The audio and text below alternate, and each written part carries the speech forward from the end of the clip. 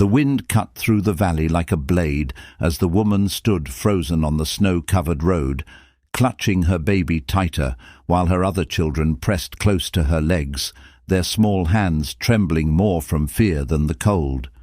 She had walked for days, knocking on doors that never opened, asking for work that never came, hearing the same excuse whispered again and again, that a woman with children was a burden no ranch could afford. Her boots were worn thin, her coat barely holding together, and yet her spine stayed straight, because breaking down meant losing everything she had left. When the wagon finally stopped in front of her, she didn't beg. She simply looked up, meeting the cowboy's eyes with a quiet strength that surprised even herself. He had seen many faces on these roads, liars, thieves, drifters, but never one like hers, marked by exhaustion, yet untouched by surrender. Snow settled on her hair as the baby stirred softly, and in that moment the cowboy noticed how carefully she shielded the child from the wind, how the older children stood silently, already too familiar with hunger and disappointment. He asked her only one question, a simple one, but it carried the weight of a lifetime. "Can you work?" She nodded, not trusting her voice, because explaining her pain would only waste time.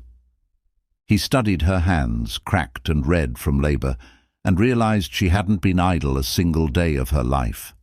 He thought of his ranch, the long nights, the empty house, the silence that followed him everywhere. He thought of how strength wasn't always loud, how survival sometimes looked like a woman standing in the snow refusing to fall. Without another word, he told her to climb into the wagon. Relief washed over her face, but she hid it quickly, afraid hope might be taken back if she showed it too clearly. As the children climbed aboard, their eyes filled with cautious wonder, she whispered.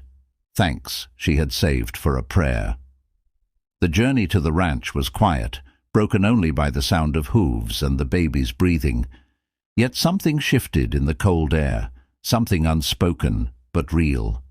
Days turned into weeks, and the woman worked harder than anyone expected, rising before dawn, resting only when the children slept, never complaining, never asking for more than what she earned. The cowboy watched from a distance as the ranch changed, not just in order, but in warmth, laughter slowly replacing silence. The children's footsteps echoed through halls that once felt empty, and the woman